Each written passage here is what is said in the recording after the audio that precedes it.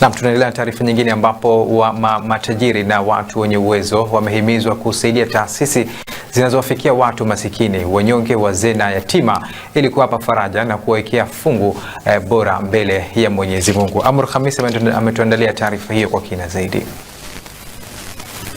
Akizungumza mara baada ya kugawa sadaka kwa watoto yatima, mwenyekiti wa jumuiya ya Bin Amer Relief Foundation yenye lengo la kuwafikia watoto yatima na wazee visiwani Zanzibar amewataka watu wenye uwezo wa ndani kuendelea kuziunga mkono jumuiya za aina hiyo ili kuweza kuwafikia watu wengi zaidi. Ameeleza hayo katika ofisi za jumuiya hiyo Masjid Al-Rahma iliyopo Mombasa, wilaya ya Magharibi B, mkoa wa Mjini Magharibi Unguja. Nataka nitoe wito kwa wafadhili wote wa ndani.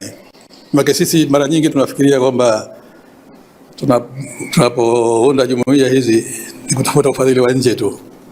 Hapa ndani tuna matajiri wa kutosha. Tuna watu wengi ambao wenye uwezo.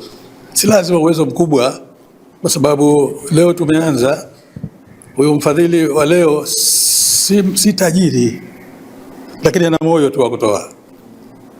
Kwa hivyo kaamua kwamba tumfikishie hiki kidogo alichonacho, ndio tumefanya shughuli yetu ya kwanza. Kwa hivyo tunaomba matajiri na watu wengine wenye nafasi na wenye nia njema hiyo wasaidie jumuiya hii.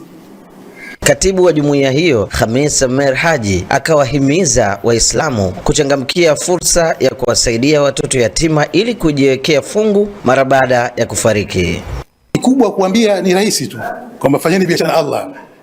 Upotezi unachotumia ndio umetumia, lakini unapofanya biashara Allah unamsaidia yatima, unamsaidia mzee ambaye ana mahitaji hajiwezi, ina maana hiyo unaekeza akaunti yako na si akaunti ya dunia, akaunti hiyo tunapokwenda. Nao watoto yatima wamepongeza msaada huo na kuwaomba watu wengine kuona umuhimu wa kuwasaidia watoto yatima ili kuweza kuishi katika maisha yao ya kawaida.